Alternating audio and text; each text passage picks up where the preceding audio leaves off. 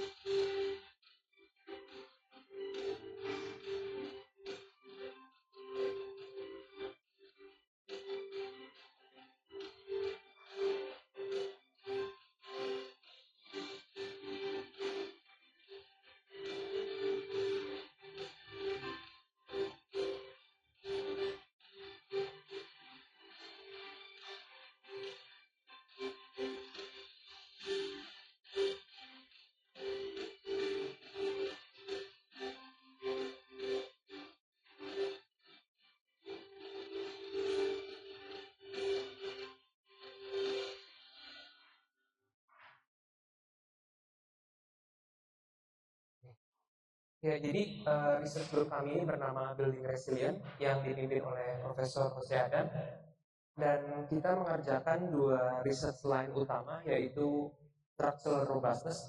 Nanti mungkin akan saya definisikan juga ya apa itu robustness, karena mungkin kita akan menggunakan term ini berkali-kali di presentasi kali ini. Dan juga yang kedua terkait assessment untuk structural existing dan juga structural health monitoring. Ya, grup kita juga saat ini merupakan salah satu grup yang terbesar mungkin di institut kami, membernya hampir 20 orang dengan satu profesor, satu grant manager, 5 postdoctoral researcher, dan hampir 10 mahasiswa S3 PhD students. Lalu saya akan tampilkan beberapa experimental campaigns yang kita sudah selesaikan atau yang kita juga sedang kerjakan, yang saya rasa relevan juga dan mungkin bisa menarik buat kita pelajari bersama.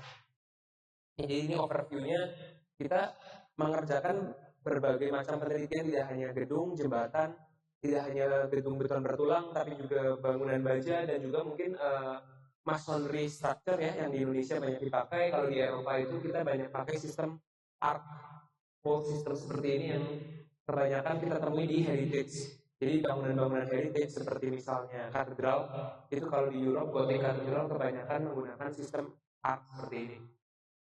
Lalu yang lain-lain akan saya tampilkan juga di beberapa slide berikut ini. Jadi ini tadi yang masuk di arc wall structure, kita simulasikan suatu damage condition, apa yang terjadi kalau misalnya salah satu titik dari fault ini itu turun settlement. Karena ini mungkin terjadi ya di katedral-katedral yang sudah cukup tua, misalnya terjadi settlement, kita ingin tahu damage seperti apa yang terjadi.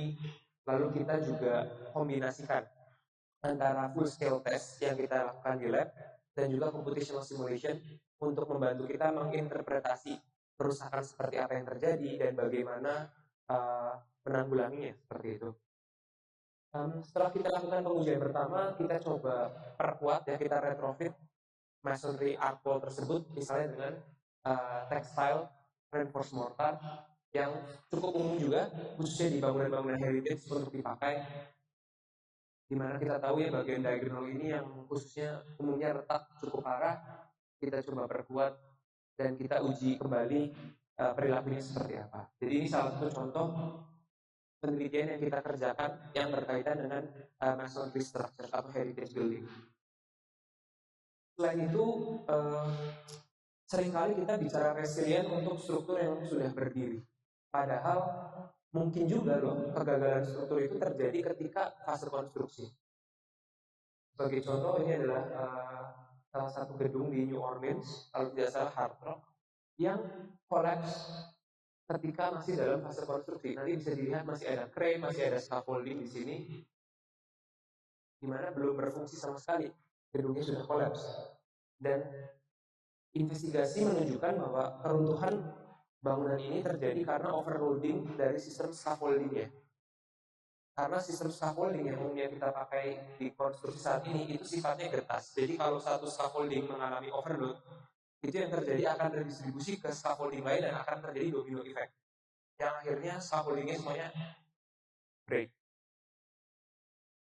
Tim kami juga meneliti bagaimana mencegah kegagalan seperti ini. Jadi ini scaffolding tradisional, kita kembangkan device tambahan seperti ring yang terbuat dari material logam yang sifatnya ductile, sehingga dia ini bekerja seperti fuse juga. Jadi kalau misalnya scaffolding, salah satu scaffolding ini mengalami overload, dia ini akan menjamin perilakunya itu tetap plastik, sehingga beban yang tadinya ditopang oleh scaffolding ini bisa didistribusikan ke scaffolding di sekitarnya tanpa scaffoldingnya ini break. Karena kalau tidak ada ring ini, biasanya perilakunya ini sangat keras. Jadi scaffolding itu didesain hanya elastik lalu break. Dengan adanya ring ini kita bisa mengubah perilaku itu menjadi lebih plastis. Jadi kita uji shoring sistemnya secara individu, lalu juga cincinnya kita uji tekan, dan juga kita melakukan full scale test. Kita melakukan pengecoran, mensimulasikan pelat lantai yang kita cor, jadi scaffoldingnya kita pasang ring yang tadi kita develop, yang sudah kita patenkan juga. Lalu nanti bisa dilihat, ini proses konstruksi slab di atasnya yang mensimulasikan beban mati dari konkrit. Setelah itu kita juga bebani dengan beban tambahan. Kita pasang beberapa box air, lalu kita tuangkan air di sana untuk mensimulasikan kondisi overload. Dan kita, walaupun saya tidak tampilkan di sini, kesimpulannya adalah walaupun kondisi overload, beberapa scaffolding yang sudah mencapai limit di bagian tengah umumnya yang meledut, dia akan bisa mencapai ductility yang tinggi dan juga meredistribusikan gaya ke scaffolding lain, sehingga menghindari potensi keruntuhan pada fase konstruksi. Selain itu kita juga melakukan pengujian skala penuh untuk flat slab system dan juga precast. Nanti yang precast konkret akan saya bahas secara lebih mendalam di bagian project endure. Ya ini contohnya flat slab system ya, atau yang disebut sebagai sistem pelat tanpa balok. Kita uji juga dengan mensimulasikan kalau ada salah satu kolom di gedung itu yang lepas gitu, atau misalnya rusak akibat ledakan atau akibat kebakaran atau impact kendaraan misalnya. Nah, yang ini juga kita yang pelajari cukup menarik, yaitu kontribusi dari dinding pengisi atau infill frame. Apa yang terjadi kalau misalnya kita punya sistem pelat tanpa balok, lalu kita punya infill frame di sini, dan ternyata dinding ini juga bisa membantu pada kondisi ekstrimnya. Jadi ketika kolom sudut ini dilepas, defleksinya itu sangat kecil. Jadi infill frame ini, dinding pengisi ini membantu memperkaku sistem karena dia mampu memberikan alternatif load tab ya, atau jalur beban baru yang tadinya harusnya hanya redistribusi ke kolom-kolom di sekitarnya, dia bisa disalurkan melalui infill wall ini, melalui tekan strat, diagonal strat di sini, dan akhirnya diredistribusi ke kolom-kolom di titik lainnya. Jadi dinding ini juga walaupun tidak dirancang untuk kondisi ekstrim ini, bisa memberikan efek positif pada robustness dari gedung. Selain itu kita juga mendapatkan kesempatan unik. Kita menguji jembatan yang kita ekstrak langsung dari lapangan. Jembatan ini dibangun tahun 1915. Saat itu pemerintah Spanyol memutuskan untuk mengganti jembatan ini karena usia lainnya sudah habis ya, 100 tahun, dan digantikan dengan jembatan baru. Dan waktu itu profesor kami bilang, daripada kita buang sia-sia, kenapa nggak kita bawa ke lab, lalu kita uji. Jadi kita potong satu span isostatik ini 21 meter. Dan ini menariknya adalah jembatan ini adalah jembatan tradisional yang masih memakai sistem paku rivet yang saat ini sebetulnya sudah tidak boleh dipakai. Jadi kita ingin tahu sebetulnya dengan sistem rivet ini apakah jembatan ini masih memiliki resilient atau masih memiliki ketahanan yang cukup. Ya, jadi ini merupakan salah satu spesimen terbesar yang kami bawa ke lab. jembatan dengan panjang 21 meter dengan berat totalnya hampir 22 ton. Jadi proses transportnya itu juga cukup complicated ya, dengan beberapa kren. Kita bahkan perlu sewa kren tambahan dari luar. Lalu kita posisikan jembatan ini di testing rig kita. Nah, jadi ini bisa dibayangkan ini seperti supportnya lah ya. Ada support sementara, nanti kita ada beban. Ini slide berikutnya. Jadi ini adalah numerical modelnya, ini adalah spesimen kita tadi, jembatan tadi yang kita bebani dengan akuator di sini, kemudian beban tersebut didistribusikan dengan spreader beam ke 4 titik di sini. Nah, di sini ada dua elemen, D1 dan D2. Itu adalah elemen yang dengan sengaja kita potong.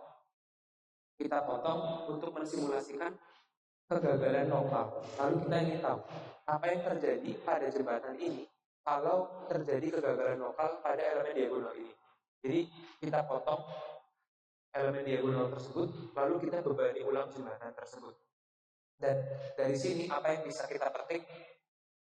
Kita bisa belajar bahwa jembatan ini survive ya, dengan dua elemen diagonal yang terpotong tetap survive. Artinya jembatan ini memiliki redundancy yang cukup. Artinya walaupun dua elemen ini sudah dihilangkan, masih ada elemen-elemen lain yang bisa meredistribusikan beban tersebut. Selain itu, dari penelitian ini kita juga mendapatkan informasi yang menarik terkait monitoring system. Dengan kita tahu elemen-elemen mana yang kritis dalam transfer beban, kita bisa memberikan elemen tersebut prioritas yang lebih tinggi ketika kita melakukan monitoring. Ya, bisa kita bayangkan jembatan itu kan membernya banyak ya.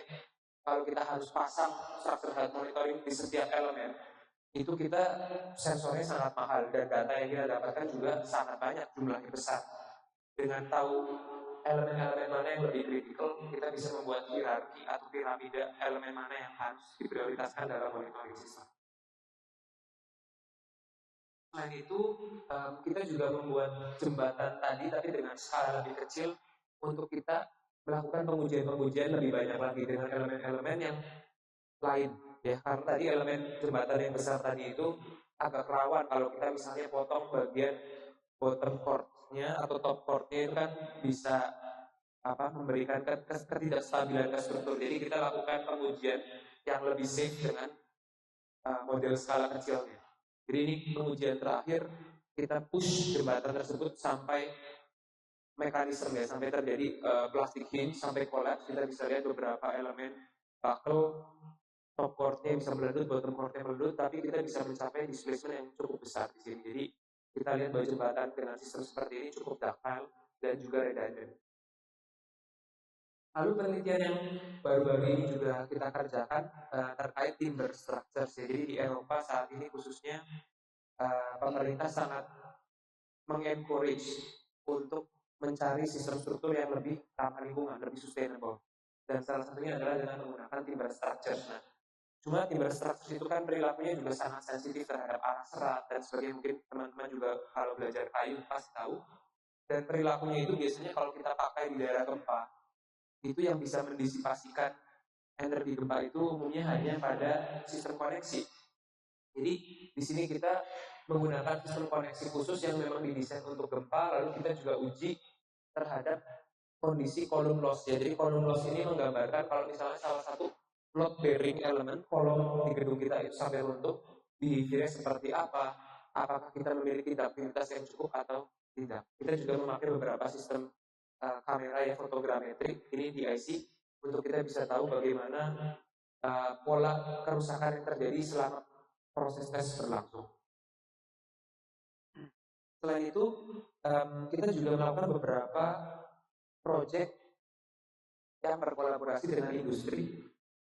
Contohnya yang pertama adalah intelligent system untuk assessment jembatan. Jadi di sini kita mengembangkan sistem sensor baru fiber optics yang kita sebut sebagai displacement sensor, di mana dia bisa menangkap secara lebih akurat ya mungkin mode jembatan, mode shape dan juga displacement pada jembatan. Lalu kita uji sensor tersebut di skala kecil jembatan, baik jembatan beton maupun jembatan baja yang tadi kita uji. Jadi jembatan ini kita uji tadi untuk kita potong beberapa elemen berbeda sekaligus kita pasang sensor. Selain itu ada juga proyek terkait formwork. Jadi ini formwork yang biasa dipakai untuk sistem jembatan, at least di Spanyol. Lalu kita juga melakukan pengujian terkait kestabilan formwork ini. Jadi kita bebani formwork ini dengan beban vertikal dan juga beban horizontal. Lalu kita uji berapa kapasitas yang mampu ditahan oleh sistem perancah ini dan juga berapa sih sebetulnya margin of safety yang kita punya pada fase konstruksi. Karena banyak juga ya jembatan yang gagal itu atau fail collapse dalam fase konstruksi. Karena misalnya scaffoldingnya atau sistem ini tidak dirancang untuk beban-beban yang mungkin tiba-tiba terjadi seperti itu ya, ada overload atau beban lateral misalnya tiba-tiba terjadi gempa saat konstruksi. Oke. Lalu kita akan masuk ke part yang lebih detail dan lebih mendalam ya terkait Endure Project. Endure Project ini didanai oleh pemerintah Uni Eropa. Project sendiri berdurasi 5 tahun dari tahun 2022 hingga 2026. Jadi saat ini kita berada di tepat di halfway, kita tepat di setengah perjalanan proyek ini. Saya akan coba tampilkan beberapa progres yang sudah kita capai dan juga next step-nya itu seperti apa. Namun sebelum masuk ke proyek itu tentunya lebih baik kalau kita bicara dulu motivasinya, mengapa proyek ini perlu dan mengapa proyek ini penting. Dan juga yang kedua di sini mungkin kita akan mulai sedikit dari basic ya, karena mendesain robust structure itu kalau dari pengalaman saya pribadi di Indonesia belum menjadi sesuatu yang didalami seperti itu, bahkan mungkin di kuliah sendiri kita belum pernah membahas secara mendalam terkait apa itu robustness.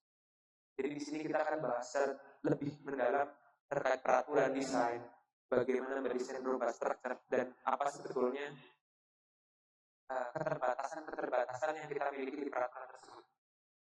Lalu di part ketiga saya akan bicara lebih dalam terkait filosofi baru yang kita kembangkan yang disebut sebagai sistem segmentasi berbasis use atau use-based segmentation yang bertujuan untuk menghentikan perambatan keruntuhan pada sistem bangunan. Lalu sisanya kita akan bicara lebih banyak terkait Endure Project. Oke. Jadi dunia yang kita tinggali saat ini sedang dalam resiko yang jauh lebih besar daripada dekade-dekade sebelumnya. Mungkin buat rekan-rekan sekalian yang suka baca-baca terkait global condition ya, di sini ada report yang sangat menarik. Saya encourage teman-teman untuk baca Global Risk Report tahun 2024 yang diterbitkan oleh World Economic Forum. Di sini mereka melakukan wawancara terhadap sekitar 1.500 hingga 2.000 global leaders dari politik, dari government, dari NGO, dari academics, dari industri, dan mereka tanya, sebutkan global risk atau resiko global yang menurut Anda saat ini relevan dan penting. Dari situ kita bisa lihat top 10-nya. Yang pertama adalah extreme weather.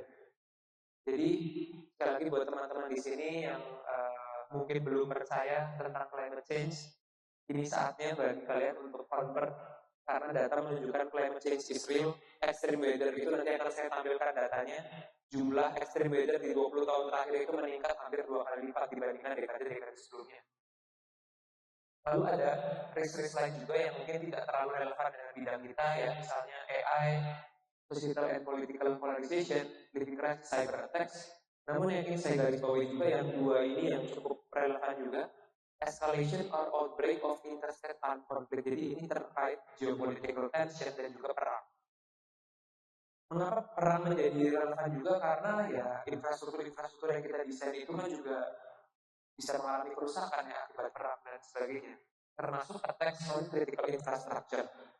Jadi attacks ini bisa termasuk terrorist attack ataupun threat atau ya tantangan-tantangan dan juga gangguan lainnya. Nah, saya ingin fokuskan pada 3 poin ini yang menjadi dasar mengapa kita butuh struktur yang lebih resilient, kenapa kita butuh society yang lebih resilient dan infrastruktur yang lebih tangguh.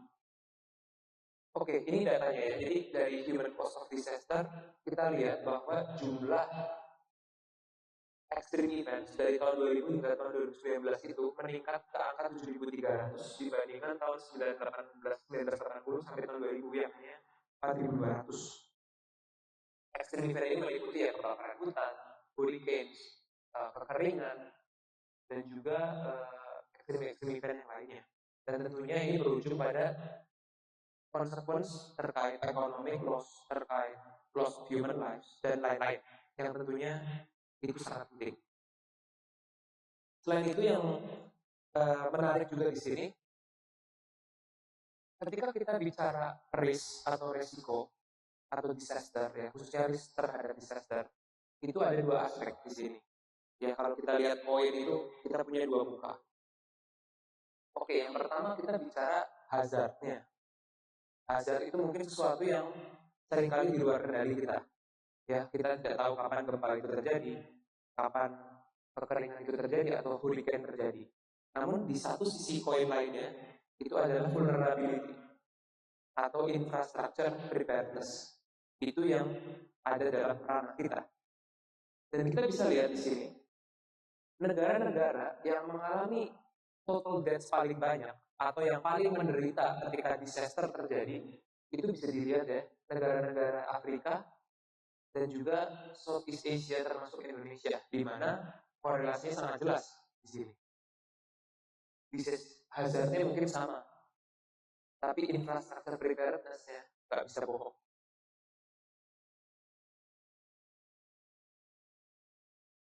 Oke, kita lihat di sini. Ini salah satu post yang saya paling suka ya dari Huffington Post. Dia bilang natural disaster cause way more deaths in poor countries than rich ones. Yang kedua dari NBC, dia bilang world most earthquake vulnerable cities. When it comes to earthquakes, a magnitude 6 rumble in San Francisco may shake the same as a 6 in Delhi, but you are far more likely to die in India. Jadi hazard bisa sama, infrastruktur preparedness berbeda, itu akan menghasilkan konsekuensi yang sangat berbeda. Lalu selain itu, yang tadi saya sebutkan juga geopolitical tensions yang berujung pada perang. Kita juga lihat datanya di sini ada yang menarik di sini horizontal axis-nya adalah tahunnya. Kita bisa lihat bahwa total armed conflicts atau yang kita sebut sebagai perang lah ya istilahnya itu meningkat secara drastis dari tahun 2010 hingga 2022. Korban jiwa akibat konflik tersebut meningkat hampir 4 kali lipat. Di mana tentunya ini juga terkorelasi dengan peruntuhan gedung. Dan perang-perang ini itu kebanyakan terjadi di Afrika, Asia, dan Middle East. Jadi di satu sisi infrastrukturnya juga sangat tidak ready. Jadi itu yang bisa kita garis bawahi, yang menjadi background juga buat kita, motivasi buat kita untuk bagaimana atau mengapa infrastruktur atau society kita itu perlu dirancang dan dipersiapkan secara lebih matang. Tadi kita bicara terkait hazard yang datang dari luar. Jangan lupa bahwa hazard ada yang datang dari dalam. Aging. Struktur itu seperti manusia juga menua, di mana kondisi fisiknya juga menurun. Artinya kapasitas yang kita asumsikan ketika struktur itu pertama kali berdiri itu lambat laun akan turun. Ini merupakan salah satu data yang kita ambil dari Eropa dan kita bisa lihat yang warna biru tua ini adalah bangunan yang dibangun sebelum 1980. Jadi bangunan-bangunan ini usianya sudah hampir habis, di mana kita bisa lihat erosion, cracking, and spoiling of concrete. Mungkin Indonesia belum sampai ke arah sana, kita masih agak lebih muda, tapi lambat tahun kita juga pasti akan menghadapi ini. Dalam 10 tahun, 20 tahun mendatang, kita akan berada di posisi yang sama seperti Eropa. Oke. Lalu kita coba tarik intisari tadi, dan kita coba kaitkan semuanya di sini. Mengapa struktur bisa runtuh? Why do structures collapse? As simple as demand lebih besar dari capacity. demand-nya naik, extreme weather naik, bahkan mungkin jembatan sekarang beban-bebannya makin tinggi, kapasitinya turun, aging. Jadi mungkin dulu gedung itu bisa demand lebih rendah, kapasitasnya lebih tinggi, namun lambat laun demand-nya makin naik, kapasitasnya makin turun. Selain itu, ada dua hal yang sangat penting yang bisa lebih kritikal lagi, karena dia meningkatkan demand dan menurunkan kapasiti secara bersamaan. Desain atau construction error. Jadi kalau Anda misalnya mengasumsikan bebannya ternyata aslinya lebih besar, Anda mengasumsikan lebih kecil. Kapasitasnya yang harusnya dipasang lebih besar, Anda pasang lebih kecil. Jadi dari database keruntuhan bangunan yang kita kumpulkan dari seluruh dunia, yang mengejutkan adalah 75% dari kasus-kasus keruntuhan tersebut at least terdapat desain atau construction error. Yang kedua, obsolete design assumptions yang berasal dari code-code yang sudah out of date. Ini saya kasih bold ya, merah. Karena peraturan yang kita pakai di gedung, misalnya kita rancang gedung, itu kan berevolusi dari tahun ke tahun. Peraturan yang misalnya dipakai tahun 70, itu berdasarkan knowledge yang ada di saat itu. Ya, berdasarkan teknologi dan pemahaman yang kita punya di saat itu. Apakah itu yang absolutely benar? Belum tentu. Dan mungkin penelitian-penelitian di tahun selanjutnya membuktikan bahwa ada keterbatasan dari pasal-pasal tersebut yang harus diupdate. Nah, nanti akan saya tampilkan juga Endure, project yang kita kembangkan, itu berangkat dari obsolete design assumption. Oke. Lalu saya akan coba tampilkan beberapa kasus keruntuhan bangunan yang cukup terkenal mungkin ya secara internasional. Crown Point Apartment Building. Mengapa keruntuhan? Oke, mungkin saya ceritakan dulu sedikit ya. Jadi Crown Point Apartment Building ini dibangun dengan sistem precast panel. Jadi dindingnya dan lantainya itu semuanya sistem precast panel. Bangunan ini di London di UK. Di suatu pagi hari ada nyonya Evie Hodge namanya, dia tinggal di lantai 18. Dia sedang memanaskan kettle air jam 5 pagi, memanaskan kettle air, somehow kompornya meledak. Dan yang terjadi adalah panel di lantai itu terhempas keluar dan runtuh seluruh unit di bagian sudut gedung. Nyonya Evie tersebut selamat. Namun korban-korban jiwa yang lain justru berasal dari misalnya unit di atasnya atau di bawahnya. Jadi ledakan tersebut sebetulnya tidak cukup besar untuk mencederai manusia, tapi panel precast ini sambungannya sangat lemah sehingga dia collapse. Mengapa peristiwa ini penting? Karena Ronan Point ini, kalau Anda baca banyak literatur terkait progressive collapse, ini adalah milestone. Lahirnya peraturan desain pertama terkait structural robustness itu di tahun 1968. Sebelum itu kita tidak pernah bicara tentang bagaimana gedung itu bisa didesain supaya kuat terhadap beban-beban yang tidak diduga atau unexpected events. Selain itu ya beberapa yang juga peristiwa lain, ini Sambung Department Store, bangunan sistem flat slab yang mengalami keruntuhan total. Jadi dia banyak penyebabnya ya, khususnya desain error. Ada perubahan yang tadinya di lantai 5 itu misalnya kalau tidak salah restoran dijadikan ice ring buat skating. Lalu ada beberapa kolom di dekat eskalator yang ownernya buang karena itu mengganggu space. Keruntuhan ini terjadi hanya beberapa detik. Ya, jadi merambat dari lantai 5 hingga seluruh bangunan. Dan ini kalau tidak salah terjadi di bawah 20 detik. Keruntuhan ini. Dan menimbulkan korban jiwa hingga 500 orang. Dan merupakan salah satu peristiwa paling berdarah kalau bisa dibilang terkait keruntuhan bangunan. Di tahun yang sama di Amerika terjadi bombing terrorist attack di Oklahoma yang menghancurkan bangunan federal. Ini juga merupakan titik balik di Amerika lahirnya peraturan-peraturan untuk merancang gedung terhadap event yang tidak bisa kita prediksi. Yang terakhir mungkin masih hangat juga di benak kita ya, Champlain Tower South 2021, 3 tahun lalu, di mana salah satu tower ini tadinya berdiri di sini ya, sekarang completely collapse. Dan saat ini juga investigasi masih berlangsung untuk mencari tahu secara detail dan komprehensif penyebab dari keruntuhan ini. Namun beberapa indikasi menyebutkan adanya aging ya, ada beberapa corrosion dari tulangan-tulangan rebar yang diekstrak, dan juga ada beberapa kesalahan desain di bagian swimming pool area dan juga parking area di sini yang men-trigger keruntuhan keseluruhan kondominium tersebut. Nah, dari peristiwa-peristiwa ini, umumnya keruntuhan itu mulainya dari sesuatu yang lokal. Jadi jarang runtuh itu langsung betul-betul seluruh bangunan ya, seperti kalau proses demolisi itu biasanya jarang. Yang umumnya terjadi itu adalah salah satu titik di gedung itu mengalami keruntuhan, lalu dia men-trigger domino effect atau chain reaction yang akhirnya meruntuhkan part-part lain di gedung. Fenomena inilah yang disebut sebagai progressive collapse.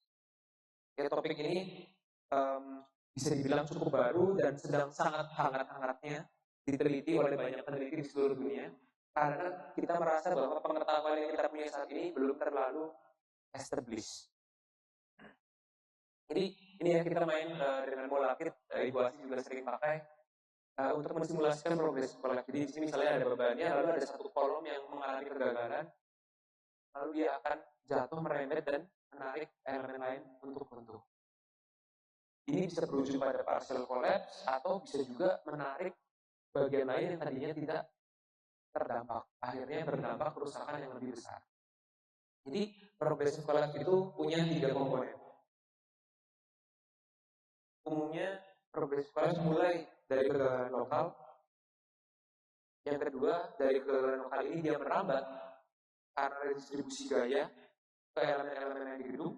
Dan yang ketiga, ukuran dari final collapse-nya ini umumnya jauh lebih besar dibanding dengan kegagalan awal. Makanya kita sering sebut juga sebagai disproportionate collapse. Jadi progressive collapse itu sering juga kita sebut sebagai disproportionate collapse. Oke. Lalu bagaimana kita mendesain struktur kita terhadap kondisi-kondisi ekstrim yang tidak bisa kita tebak?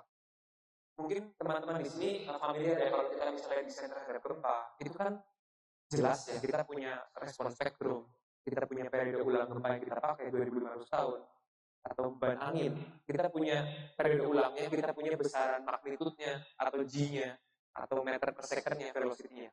Tapi bagaimana kalau kita mendesain gedung terhadap sesuatu yang nggak kelihatan, yang nggak tangible? Misalnya teroris attack. Anda nggak akan pernah tahu kapan teroris attack akan terjadi. Besarnya seberapa? Di mana? Ya kan? Event-event seperti ini yang kita sebut sebagai black swan events. Black swan events ini event yang terjadi dengan dampak yang luar biasa, walaupun probability sangat-sangat kecil. Lalu bagaimana kita mendesain gedung kita terhadap event-event seperti itu? Disitulah lahir konsep robustness. Apa artinya robustness? Robustness adalah kemampuan sebuah struktur untuk tidak mengalami kerusakan atau kegagalan yang disebabkan oleh stres atau hazard apapun itu, sehingga tidak mengalami kegagalan yang sifatnya disproporsionate terhadap penyebab awalnya. Struktur yang robust adalah struktur yang tidak sensitif terhadap local damage. Itu definisi robustness. Jadi terlepas itu banjir, itu tsunami, itu gempa, itu blast, kalau terjadi kerusakan di salah satu elemen, dia terpusat di sana. Dia tidak menyebar ke bagian lain gedung. Jadi itulah konsep robustness. Konsep robustness ini juga kita sering sebut sebagai threat independent design. Artinya kita mendesain struktur kita terlepas hazardnya itu apa. Karena kita tidak bisa prediksi. Oke? Jadi di sini sistem struktur kita boleh rusak, sama seperti di gempa ya, boleh rusak karena visible kalau kita desain struktur kita harus fully elastik atau sama sekali tidak boleh rusak untuk kondisi ekstrim ini. Namun kerusakannya itu tidak boleh sampai merambat ke bagian lain di gedung. Ya, jadi bedanya struktur yang robust dan tidak robust itu adalah ketika mengalami kegagalan yang sifatnya lokal, yang tidak robust akan merambat, yang robust itu akan terlokalisasi di titik awalnya. Oke. Kita sudah bicara sesuatu yang abstrak, sekarang kita bicara filosofinya. Jangan khawatir ya rekan-rekan, ini satu-satunya equation yang akan saya tampilkan di sini karena saya rasa ini sangat penting. Sisanya hanya gambar dan video. Karena menurut saya equation ini sangat elegan. Equation ini menggambarkan keseluruhan filosofi design of robustness. Probability of collapse dari gedung itu merupakan kontribusi dari annual occurrence of the hazard atau periode ulang terjadi hazard kalau kita bisa predik ya, dikalikan dengan probability terjadinya kegagalan lokal ketika hazard itu terjadi, dikalikan dengan terjadi probability perambatan kegagalan ketika kegagalan lokal terjadi. Mengapa equation ini penting? Karena untuk mencapai struktur yang robust, kita cukup meminimalisir 3 probability ini. Yang mana yang lebih efektif tergantung case by case basis. Bagaimana menurunkan probability of collapse? Sebisa mungkin ya hazardnya kita cegah atau hazardnya kita dekatkan ke 0. Maka semuanya akan mendekati ke 0. Contohnya kalau kita punya explosive substance atau explosive materials di gedung, ya tentunya kita harus kondisikan atau posisikan terisolasi dari khalayak ramai, misalnya dari ruangan-ruangan yang banyak huniannya. Dan juga kita harus mengedukasi seluruh pengguna gedung. Atau misalnya kalau di federal buildings misalnya untuk mencegah terjadinya bombing, itu ada barrier sejarak 20 meter dari gedung federal yang tidak boleh ada akses publik. Jadi cara mencegah keruntuhan bangunan paling mudah dan paling efisien saat dari awalnya ya, maksudnya dari akarnya ya hazardnya dulu kita minimalisir. Nah, pertanyaan selanjutnya, namun kan hazard itu tidak semuanya bisa dinetralisir. Ya, kalau tadi misalnya kita bicara terrorist attack, mana kita tahu kapan itu terjadi gitu. Jadi kalau ini tidak bisa kita minimalisir yang kedua, yaitu meminimalisir local damage. Jadi kalau hazardnya ini tidak bisa dihindari, maka kita harus meminimalisir kerusakan yang terjadi di gedung kita akibat hazard tadi. Nah, kita harus tahu elemen-elemen mana di gedung kita yang merupakan elemen kunci. Ya, jadi elemen mana yang berperan sangat penting di dalam transfer beban misalnya, itu adalah elemen-elemen yang harus kita proteksi secara lebih lebih baik seperti itu, misalnya dengan sistem FRP atau sistem barrier untuk mencegah impact dari kapal. Itu adalah upaya meminimalisir kerusakan lokal. Lalu apa yang harus dilakukan kalau local damage ini juga tidak bisa kita hindari? Ya, karena mungkin ternyata kapal yang nabrak ini jauh lebih besar lagi daripada yang kita prediksi di desain. Atau explosion yang terjadi akibat terrorist attack itu tetap lebih besar daripada FRP kita kapasitasnya. Kita masuk ke poin ketiga, mengizinkan local damage terjadi, tapi kita harus menyiapkan sistem kita untuk memiliki kemampuan redistribusi. Jadi ketika ada satu elemen yang gagal, maka sistem kita harus memiliki ductilitas redundansi yang cukup untuk bisa meredistribusikan beban atau gaya yang tadinya ditahan oleh elemen yang gagal tersebut ke elemen-elemen di sekitarnya. Ya, itulah yang disebut sebagai alternatif load path, di mana kita bisa mengandalkan misalnya tadi infill wall untuk membantu meredistribusikan gaya, dan juga efek-efek catenary atau Fiorentino. Jadi efek-efek ini itu sebetulnya sudah ada di gedung kita, cuma umumnya tidak aktif pada kondisi normal. Catenary ini sebetulnya sama ya seperti sistem di balok, tapi dia hanya terjadi pada kondisi deformasi yang sangat besar. Umumnya kalau kita mendesain balok itu kan kita desainnya lentur, ya kita desain flexion. Catenary ini balok kita itu sudah berperilaku seperti tie atau seperti rantai, di mana itu hanya terjadi pada kondisi deformasi yang sangat ekstrim. Jadi kita izinkan elemen-elemen struktur kita untuk mengalami deformasi yang ekstrim pada kondisi ini. Oke, nah sama halnya dengan peraturan gempa, peraturan beton, peraturan robustness itu juga diupdate. Ya, cuma bedanya robustness design itu lahirnya yang paling muda mungkin dibanding hazard-hazard lain. 1972, 4 tahun setelah peristiwa Ronan Point di Inggris. Sejak itu, peraturan Eurocode di Eurocode 1 sudah mulai memasukkan prinsip desain robustness. Lalu peraturan-peraturan lain itu kebanyakan berkembangnya di Amerika, di mana mereka yang meneliti ini adalah Department of Defense. Ya, jadi Kementerian Pertahanan mereka ini yang menerbitkan peraturan. Yang tadinya itu dipakainya awalnya hanya di federal buildings. Tapi tentunya mereka melihat bahwa aturan-aturan ini juga relevan untuk infrastruktur penting. Ya, kalau misalnya kita desain hospital atau misalnya shelter, maka filosofi yang tadinya hanya untuk dari military, hanya untuk gedung-gedung federal, ternyata relevan seperti itu. Dan juga yang terakhir nanti juga di Eurocode yang saat ini sedang diupdate, mungkin di sekitar 2025 kita akan lihat peraturan robustness yang baru. Kalau kita coba mengambil intisari ya dari semua peraturan yang ada dari tahun 70 hingga saat ini, itu ada 3 metode untuk mendesain struktur yang robust. Yang pertama yang kita sebut sebagai key elements atau specific local resistance, yang kalau Anda baca di peraturan namanya adalah specific local resistance. Intinya kalau kita tahu elemen-elemen kunci di gedung, kita desain mereka lebih kuat. Kita harus desain untuk mampu menahan pressure, horizontal pressure sebesar 34 kilopascal.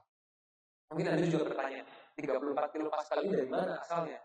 Itu berasal dari ledakan Ronan Point, asumsi gas explosion. Dan itu yang tadi saya bilang juga, mungkin itu belum tentu sesuatu angka yang masih relevan hingga saat ini. Ya mungkin kita butuh pressure yang lebih besar. Nah, yang kedua yang selain itu, kalau kita tidak bisa tadi ya mencegah kegagalan lokal, kita perlu memberikan sistem kita ikatan-ikatan tambahan atau yang kita sebut sebagai tie di keseluruhan gedung untuk mengikat. Jadi balok diikat ke kolom, kolom diikat ke pelat, supaya ketika terjadi salah satu kegagalan di elemen vertikal kita, misalnya kolom kita gagal, maka kita bisa mengaktifkan membran action. Jadi yang kayak tadi baloknya bisa melendut, slabnya juga bisa melendut dan bisa menahan beban.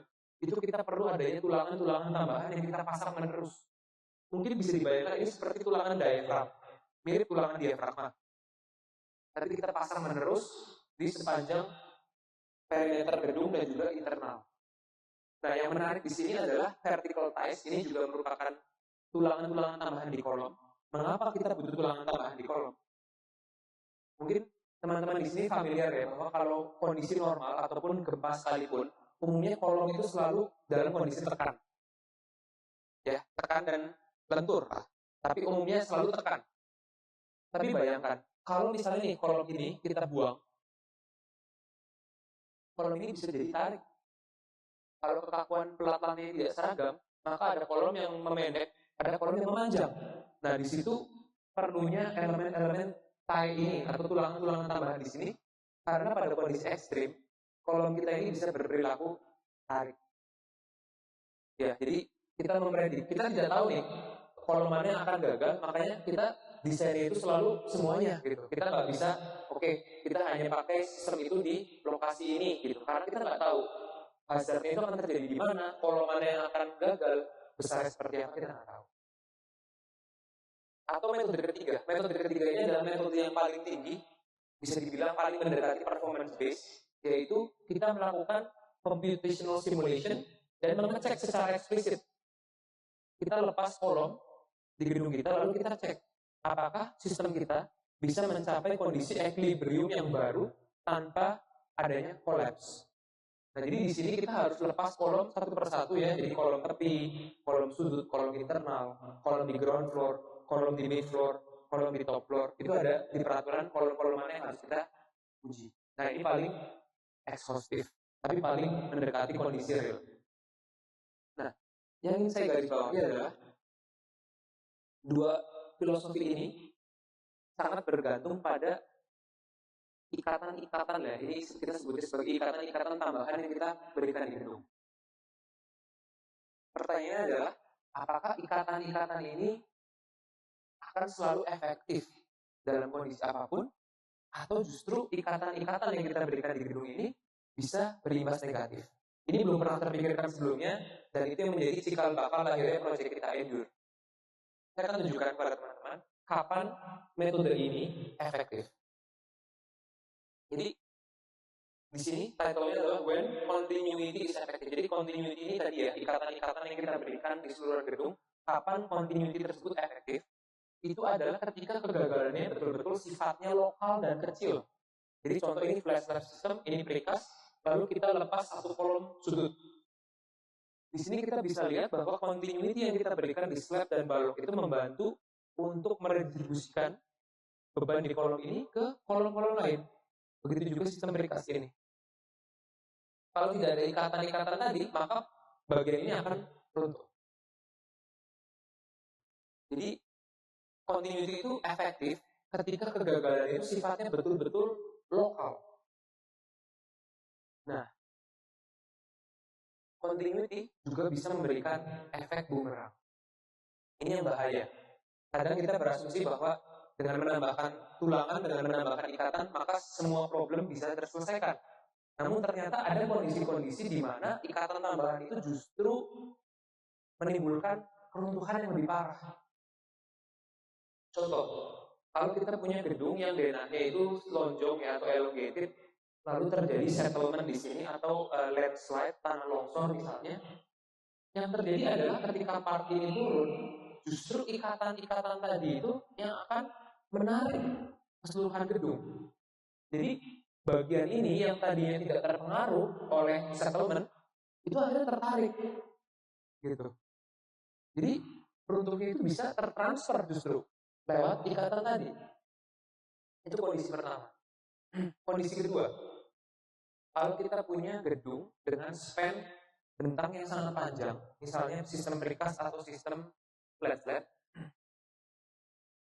itu bebannya sangat didominasi oleh gravitasi. Nah, pada kondisi ini, ketika ada satu elemen kolom saja yang runtuh, ikatan-ikatan yang berada di part ini nanti akan saya tunjukkan. Jadi ini ada gedung yang kita simulasikan. Kita lepas satu kolom di bagian internal di sini ya. Saya nggak bisa tunjukkan tepat di sini. Part ini collapse, tapi ada tarikan-tarikan dari sini yang akhirnya menarik keseluruhan gedung.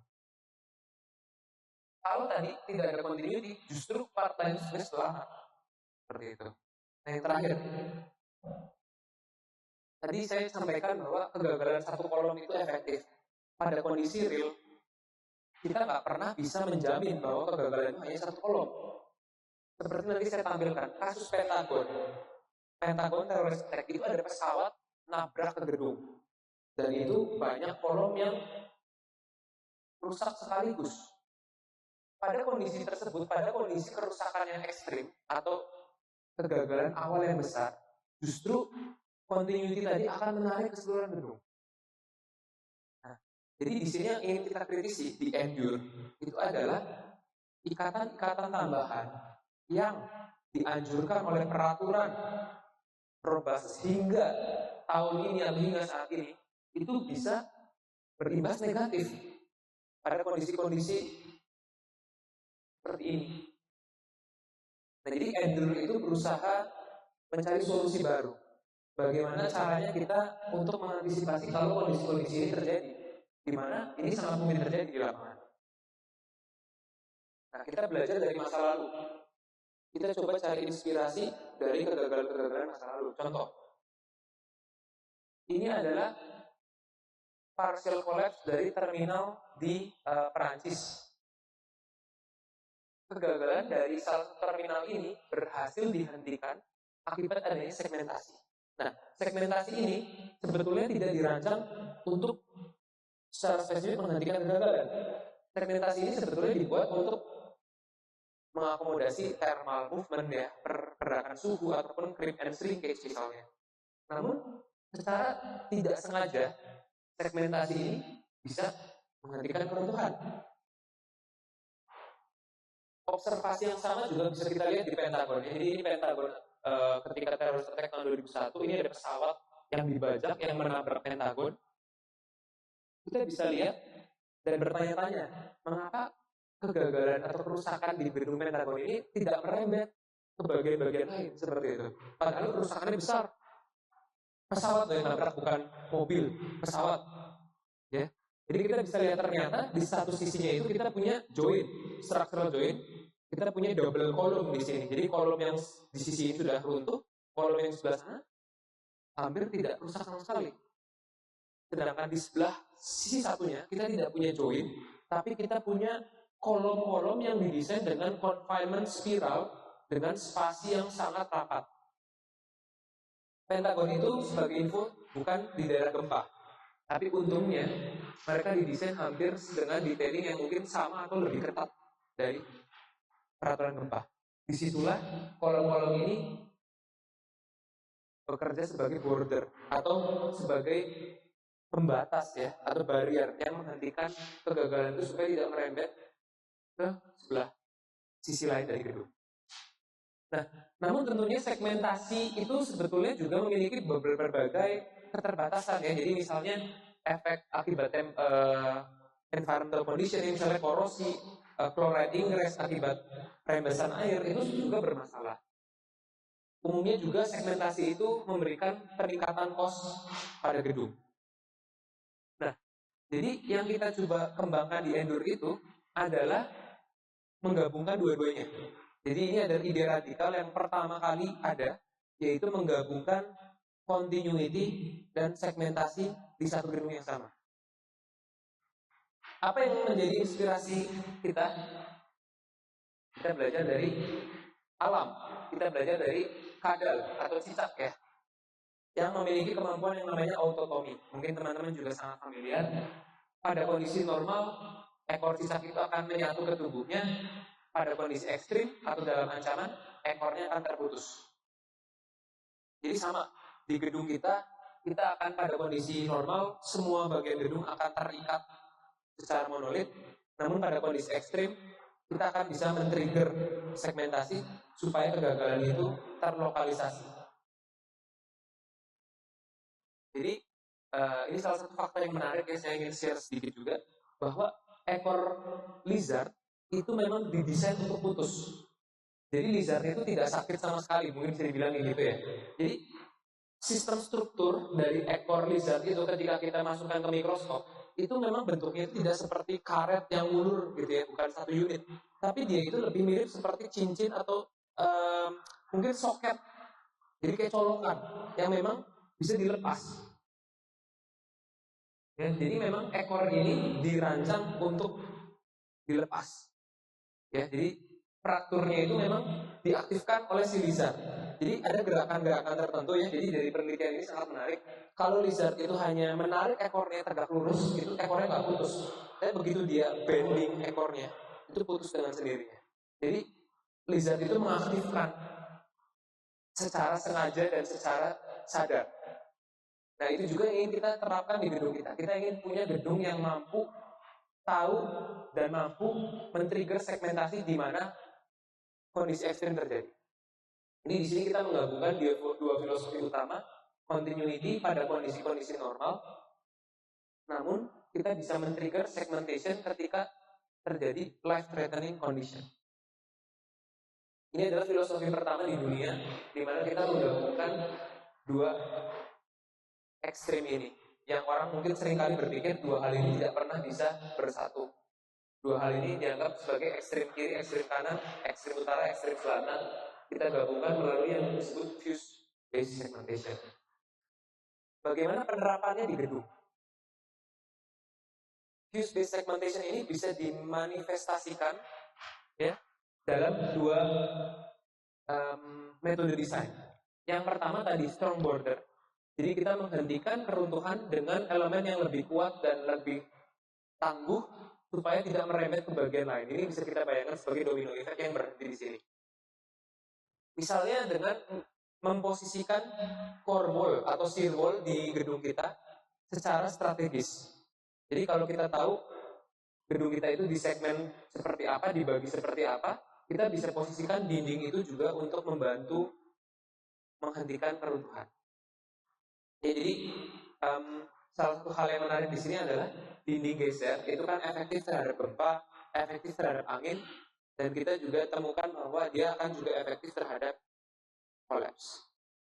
Jadi ini kedepannya saya yakin desain gedung itu akan multi hazard problem, di mana satu elemen itu bisa difungsikan untuk berbagai hazard.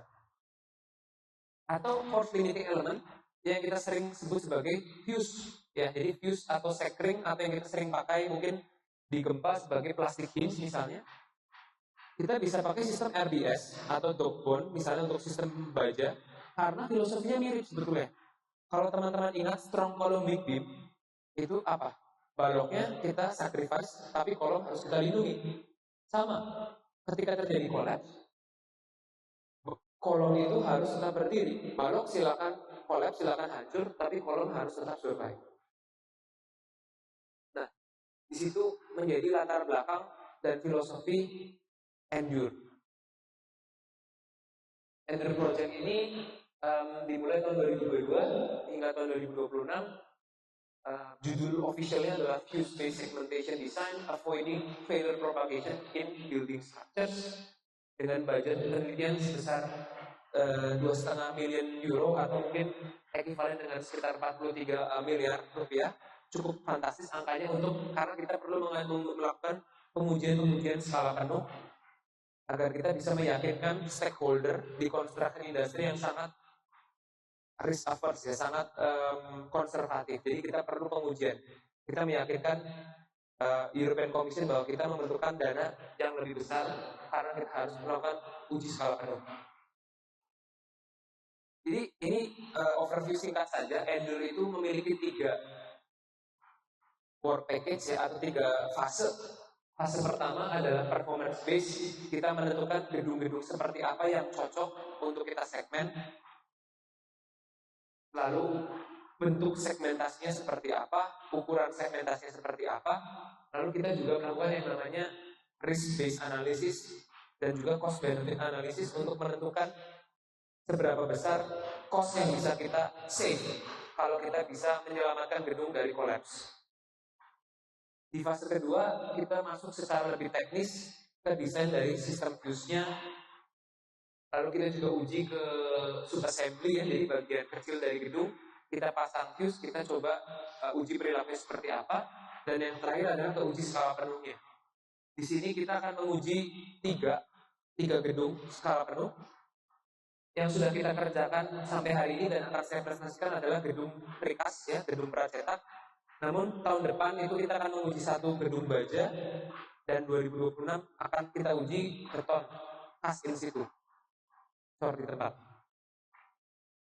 Ya, jadi di work package pertama kita menganalisis 40 kejadian collapse dari seluruh dunia, ya, dari Asia, dari Eropa, Amerika.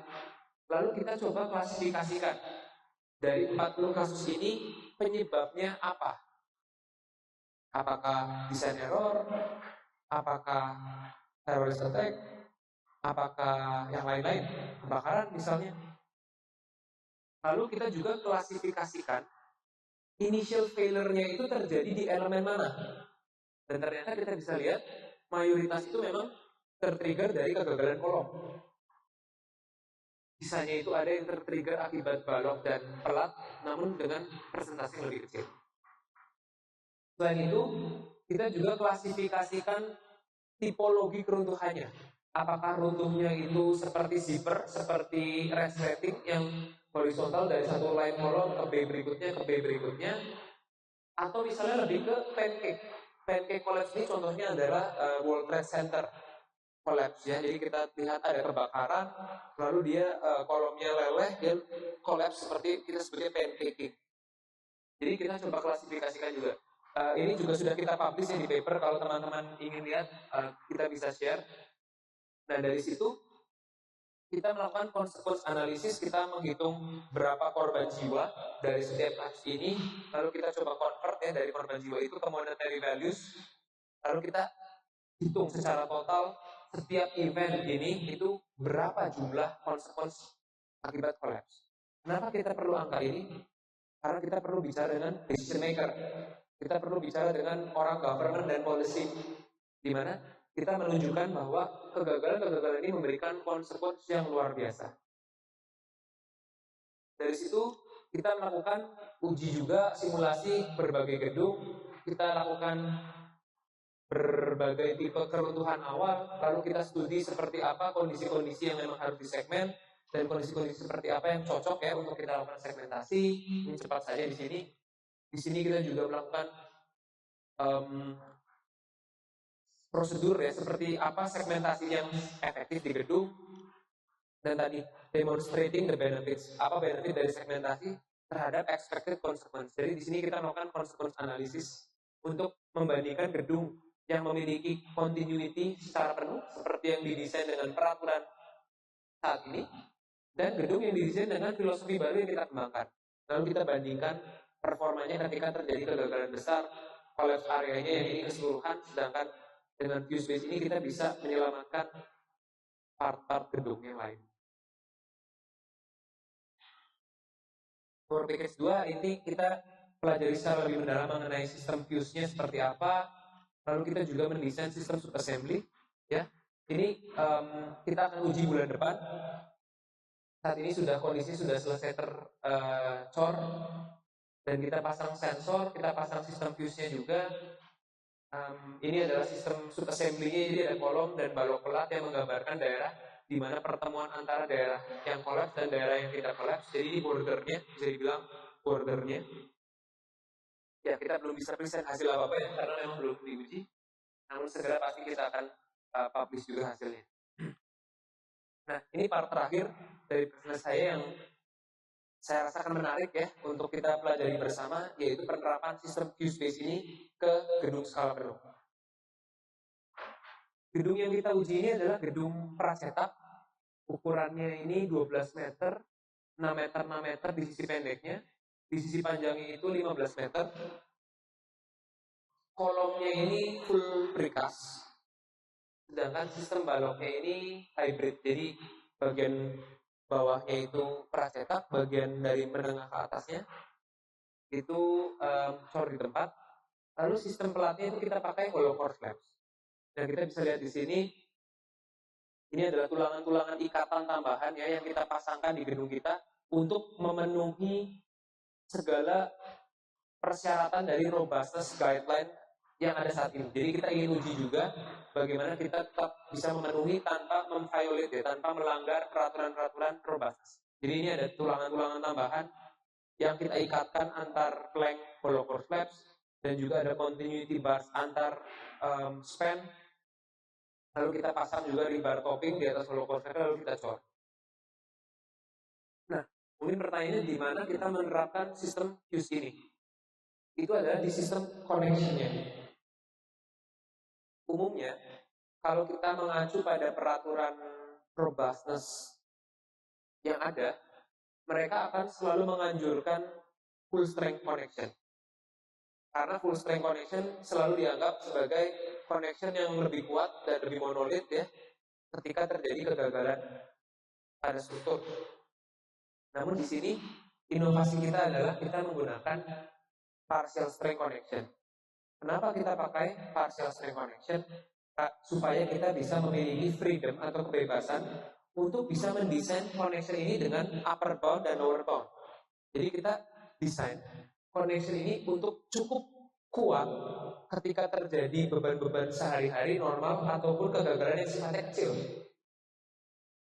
Namun pada kondisi ekstrim, connection ini akan putus. Jadi seperti ekor kadal itu diterapkan di sistem connection ini. Connection ini terdiri dari ini kolomnya full precast. Kita punya dowel bars yang mengkoneksikan dari sistem balok ke kolom, dan juga continuity bars di bagian atas balok. Continuity bars ini menerus menembus kolom. Jadi kita ada 3 lubang yang memang kita sudah siapkan di kolom, lalu kita pass through the rebar di sini, lalu kita cor bagian atas baloknya. Jadi tulangan continuity ini tetap diperlukan untuk kondisi-kondisi normal dan juga kegagalan-kegagalan yang sifatnya kecil. Namun sistem ini akan break dan kolomnya ini akan survive pada kondisi beban ekstrim. Saya akan tunjukkan secara lebih detail dari pengujiannya. Nah, ini proses konstruksinya. Dari video timelapse ini kita bisa lihat kolomnya sudah diereksi, lalu balok dipasang dan pelat dipasang, lalu dicor bersamaan ya dengan antara pelat dan balok. Oke. Kita juga pasang sensor di seluruh gedung ini ya. Kita pasang lebih dari 120 strain gauge di seluruh tulangan, di balok, di kolom, di pelat, dan juga kita pasang accelerometer untuk kita bisa tahu seberapa besar vibration yang terjadi ketika terjadi collapse, dan juga beberapa LVDT ya, potentiometer untuk mengukur misalnya bukaan dari korbel dan balok ini berapa lebar retak dan sebagainya. Nah, ini video yang kita ambil sebelum pengujian. Saya akan tunjukkan di sini. Jadi di sini kita ada 3 kolom yang nantinya kita rancang untuk kita lepas dari gedung. 2 kolom yang pertama itu adalah kolom tepi. Ini yang akan kita lepas pada fase 1. Pada fase 1, gedung kita rancang supaya tetap survive tanpa collapse sama sekali. Untuk membuktikan continuity lower bound kita. Pada fase 2, kolom hinge ini akan kita tarik, lalu kita akan mensimulasikan 3 kolom loss secara bersamaan, di mana nantinya akan collapse. Tapi collapse-nya itu kita desain supaya tidak merambat ke bagian lain di gedung. Ya, jadi saya ulangi lagi, ada 2 fase pengujian. Fase pertama kita lepas 2 kolom tepi, dan objektif dari pengujian kita adalah memastikan building ini harus completely survive tanpa mengalami collapse. Untuk membuktikan bahwa filosofi desain yang kita rancang ini tidak menyalahi aturan yang ada saat ini. Karena aturan yang ada saat ini bilang kalau ada keruntuhan akibat 1 kolom, tidak boleh ada collapse. Jadi ini seperti tadi, ekor lizard yang masih menyatu ke badannya. Nah, fase 2, corner kolom akan kita lepas dan kita akan men-trigger collapse, namun hanya terisolasi pada bagian ini. Mungkin Bapak Ibu juga tanya, kenapa kita hanya pasang sandbags di bagian yang akan kita lepas kolomnya? Ini mensimulasikan kondisi yang paling ekstrim. Karena kalau kita pasang sandbags di bagian lain juga, itu justru bebannya akan berfungsi sebagai counterweight. Ya, jadi bayangkan kalau misalnya ditarik, itu tarikan paling besar terhadap gedung ini itu terjadi ketika seluruh beban itu terpusat di salah satu sisi gedung. Dan kita juga sudah melakukan simulasi untuk membuktikan bahwa kondisi paling ekstrim yang mungkin terjadi di gedung itu adalah ketika kondisi salah satu gedung itu kosong dan yang lainnya itu fully loaded. Oke. Ini adalah video dari fase 1. 2 kolom tepinya kita lepas dengan hydraulic check, ya, ini pelan-pelan kita lepas kuasi statik. Ini sudah dilepas, yang bagian ini juga kita lepas. Yang ingin saya garis bawahi, mungkin dengan mata telanjang saja Anda bisa lihat defleksi ini besar, ya. Defleksi di titik ini itu sekitar 6,5 sampai 7 cm.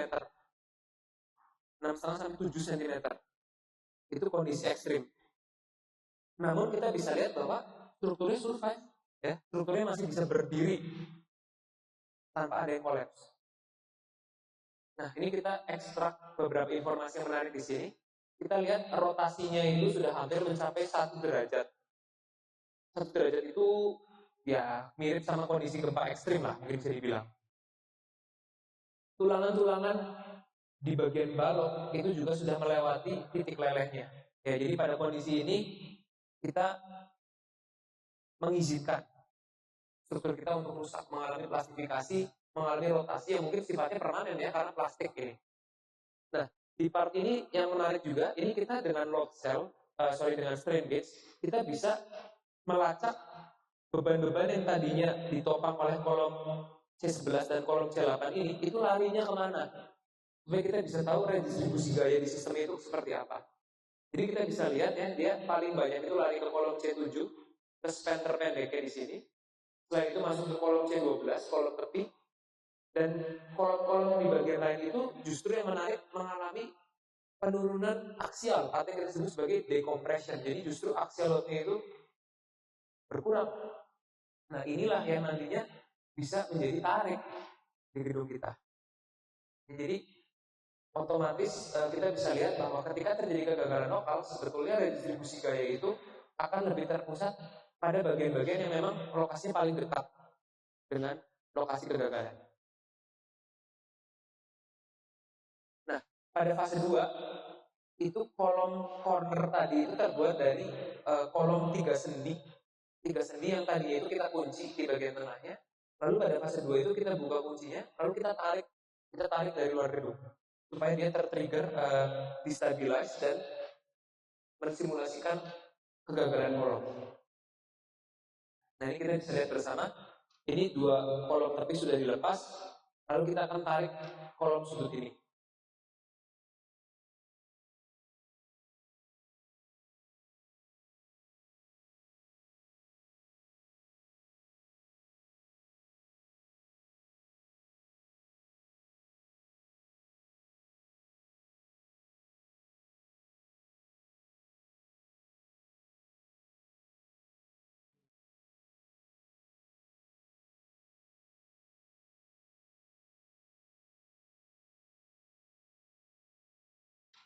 Jadi seperti objektif kita berhasil menghentikan supaya kolaps itu terlokalisasi atau terisolasi dan tidak merembet ke bagian lain gedung. Setelah pengujian fase 2 tadi, kita melakukan post collapse inspection atau inspeksi pasca collapse dengan menggunakan drone. Untuk kita bisa lihat segmen bordernya ini terbentuk di sini, ya. Lalu kita lihat juga mekanisme failure apa yang terjadi yang membantu proses segmentasi itu bisa terjadi. Jadi contohnya ini tulangan-tulangan ini mengalami bond failure dan juga slippage yang memang kita rencanakan dan membantu proses segmentasi ini terjadi. Selain itu yang paling menarik yang tadi saya sampaikan, si ekor kadalnya itu yaitu partial spring connection itu betul-betul behaviornya seperti yang kita prediksi. Jadi continuity bar itu mengalami rupture dan juga double barsnya break, core belnya hancur, tapi kolomnya survive. Ya, jadi ini bisa dianggap sebagai bagian di mana ekor kadal tadi itu diputuskan, yaitu tempat sekring tadi itu didesain. Nah, ini adalah computational simulation yang kita lakukan untuk menguji ya seberapa akurat model kita, dan saya ingin tekankan di sini bahwa simulasi ini kita lakukan sebelum pengujian, karena kita ingin mengontrol outcome dari tes kita itu seperti apa, uncertainty-nya seperti apa. Jadi ini adalah simulasi kita sebelum hari pengujian.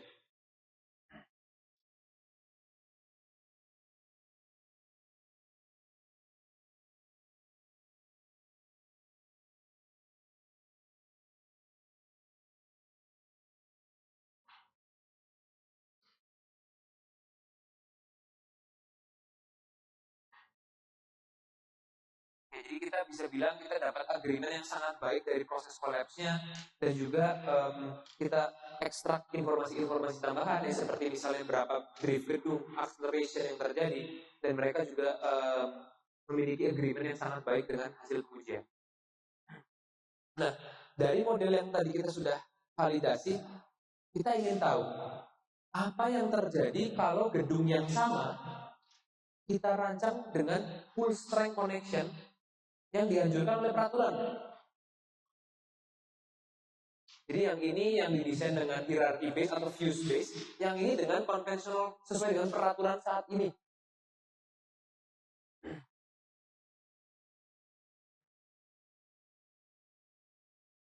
Justru total collapse.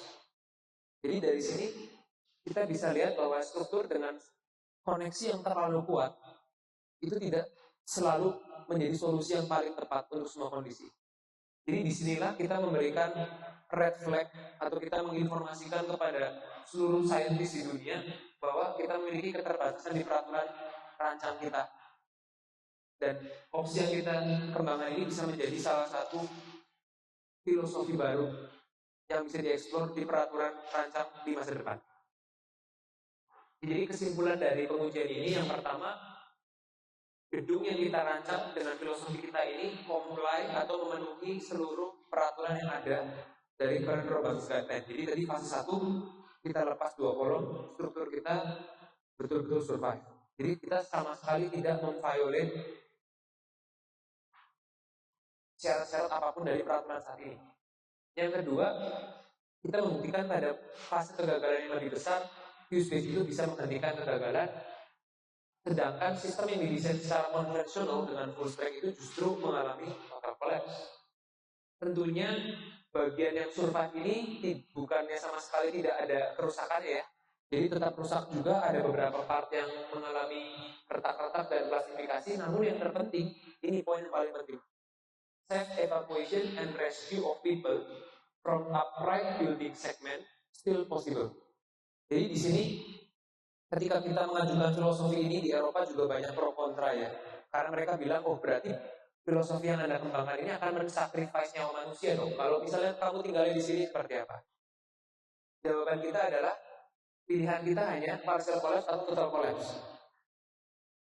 Jadi di sini pilihan kita tentunya kalau kita bisa menyelamatkan keseluruhan gedung, kita akan menyelamatkan keseluruhan gedung.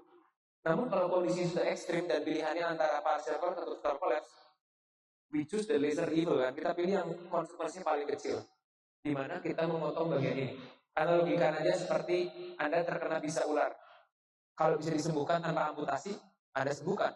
Tapi kalau bisa ular itu menyebar dan amputasi adalah satu-satunya jalan, maka kita amputasi.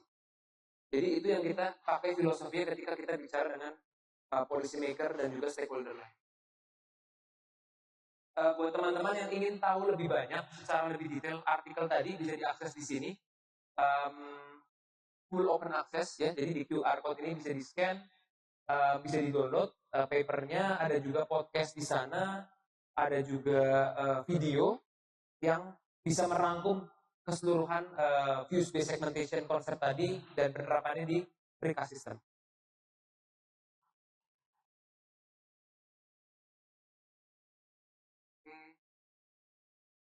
Oke, jadi karena memang proyek ini belum selesai, saya tidak akan memberikan conclusion apapun terkait proyek ini, tapi yang akan saya berikan adalah impact apa yang akan kita tuju atau impact apa yang akan kita harapkan bisa kita berikan ke society ketika proyek ini selesai di tahun 2026. Untuk science, fuse based segmentation ini adalah konsep yang baru, konsep radical yang completely different dengan apa yang sudah ada, dan harapannya bisa memberikan paradigma baru, membuka perspektif baru tentang mendesain struktur secara robust. Jadi perlu diingat teman-teman, kita tidak berusaha untuk menghapuskan atau menggantikan peraturan yang ada saat ini, tapi kita ingin menambahkan layer of safety. Jadi konsep ini akan diharapkan menjadi last line of defense. Jadi ketika tidak ada cara lain yang bisa Anda pakai untuk menyelamatkan gedung, maka fuse base ini menjadi penyelamat terakhir. Untuk social impact tentunya dengan buildings dan infrastruktur yang lebih resilient, kita bisa menyelamatkan nyawa manusia, dan secara environmental juga struktur yang lebih robust, tentunya memiliki service life yang lebih panjang sehingga kita bisa meminimalisir carbon footprint per life cycle karena kita tidak perlu melakukan repair dan juga demolition setiap kali terjadi kondisi ekstrim. Jadi saya tutup presentasi ini dengan pesan yang tadi di awal, tentunya all our world is at risk, dunia kita sedang dalam resiko, but we can create a more resilient society. Jadi kita bisa mengontrol yang bisa kita kontrol, yaitu kita bisa menciptakan struktur infrastruktur yang akan berujung pada masyarakat yang lebih resilient. Ini acknowledgement saja untuk penyandang dana kita dari European Research Council di bawah European Union Horizon 2020 dan juga beberapa Calsense yang menyediakan sensor, LIC yang membantu proses konstruksi dari precast spesimen tersebut, dan ESI yang memberikan license untuk computational simulation. Mungkin itu saja yang bisa saya sampaikan. Semoga ilmu ini bisa memberikan hal-hal yang berguna ya, informasi-informasi baru, dan silakan kalau ada yang ingin didiskusikan setelah ini. Terima kasih banyak.